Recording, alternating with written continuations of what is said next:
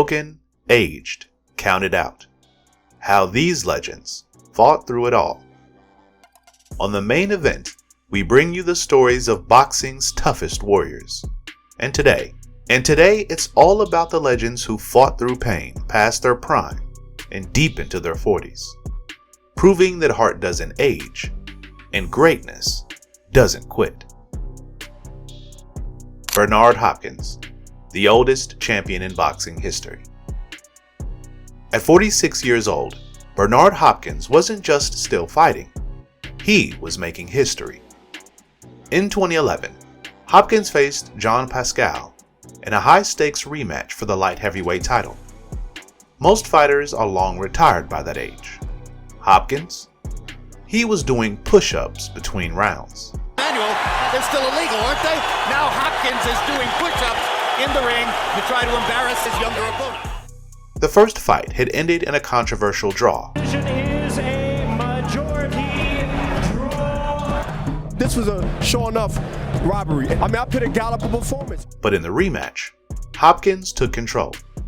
He outboxed Pascal, frustrated him, and by the championship rounds, he was clowning him, slipping punches, taunting, and putting on a masterclass in timing and ring IQ. Knocked out. Here's the second of those two instances. Swung over the top of Hopkins after a straight right hand. Less than a minute to go. Less than a minute to history for Hopkins. When the final bell rang, Hopkins had done it. Likelihood he's going to make it happen. He's going to make it happen and become the oldest man ever to win a legitimate championship in boxing. He became the oldest world champion in boxing history, breaking George Foreman's record. And he wasn't finished. He would go on to win titles again at 48 and 49, shattering his own record twice. Hopkins didn't beat opponents with speed or power. He beat them with his mind. He didn't just defy age, he redefined it. George Foreman, the knockout that shocked time. George Foreman was supposed to be done. At 45 years old, he wasn't just older, he was slower, heavier, and 10 years removed from his prime. But on November 5th, 1994, none of that mattered. Foreman stepped into the ring against Michael Moorer, a 26-year-old undefeated heavyweight champion. For 9 rounds, Moorer outboxed him. Foreman barely threw. The crowd thought the comeback was over. 17 months but had taken 10 years off. George still looks like he has the power arches. George's face slightly. Then round 10 happened. George Foreman enjoying his best round of the fight here in round 10. Foreman calmly walked Moorer down, slipped a jab, and fired a short right hand down the middle. There's a right Boom. hand. Down goes Moorer. He's flat on his back. He may not get up. He's not moving. Moorer. One punch. Moorer was out. Foreman didn't just win. He became the oldest heavyweight champion in boxing history.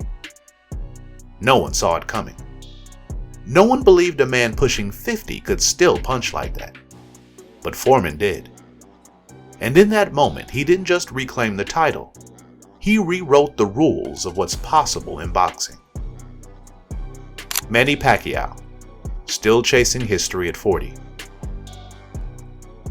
Manny Pacquiao had nothing left to prove. He was already the only 8-division world champion in boxing history. But at age 40, he wasn't done. He wanted another title at welterweight. In 2019, he faced the undefeated Keith Thurman, 10 years younger, strong, and in his prime. But Pacquiao didn't care. He dropped Thurman in the first round. From Manny Pacquiao. Oh, down goes Thurman! And let me tell you, that was just a quick punch. Outworked him over 12 rounds and walked away with the WBA world title at 147 pounds. WBA welterweight champion of the world, Manny Pacquiao.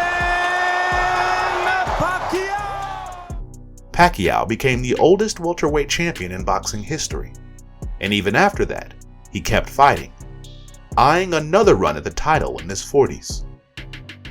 He wasn't the same speed demon from his 20s, but he adjusted. Smarter movement, sharper angles, still dangerous, still elite. Most legends fade away. Pacquiao kept chasing greatness. Roy Jones Jr., greatness that wouldn't let go. At his peak, Roy Jones Jr. was something boxing had never seen. A blur of speed, reflexes, and instinct. He toyed with champions, danced around punches, and threw combos from angles that didn't make sense. In 2003, he made history by moving up from light heavyweight to beat John Ruiz and win a heavyweight title, becoming the first former middleweight champion in over a century to do it.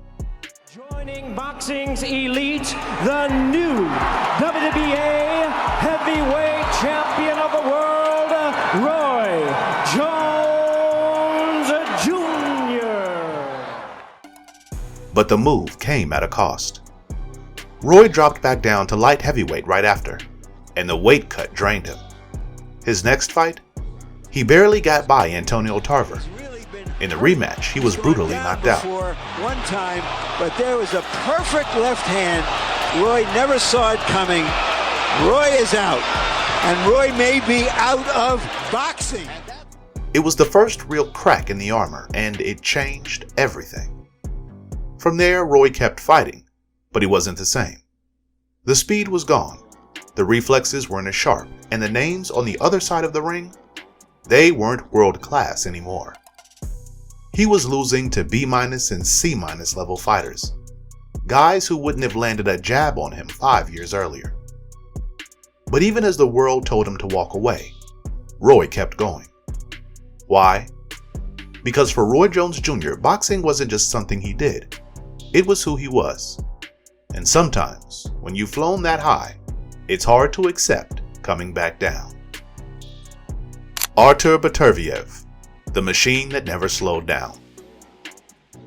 Artur Beterbiev is known for one thing above all: destruction. For most of his career, his record was spotless. 100% knockdown rate. No discussions, no doubts. Page tasting the power of Beterbiev, and there he goes down for the third time in the round. The referee waves off. But what makes Beterbiev's story even crazier is how much of that dominance came while he was injured. He's fought through a fractured jaw, shoulder problems, hand injuries, and never pulled out.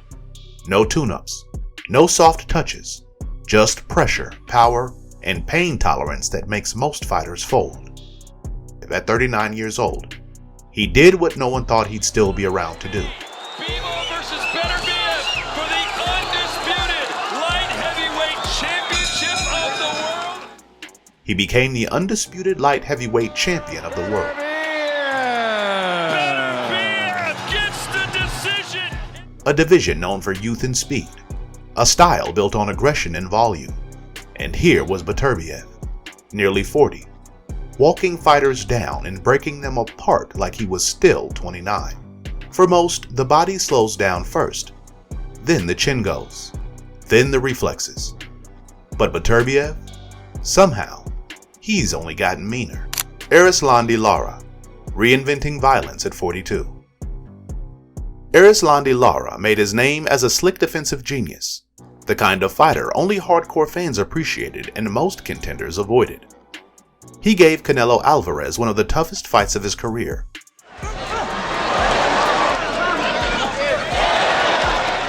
Went to war with Jarrett Hurd, and for most of his prime, he was untouchable on the move.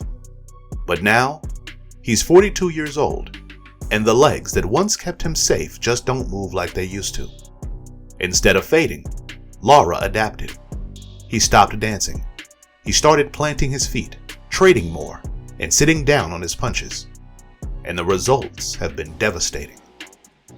Out of his last 6 fights, 5 had ended by stoppage.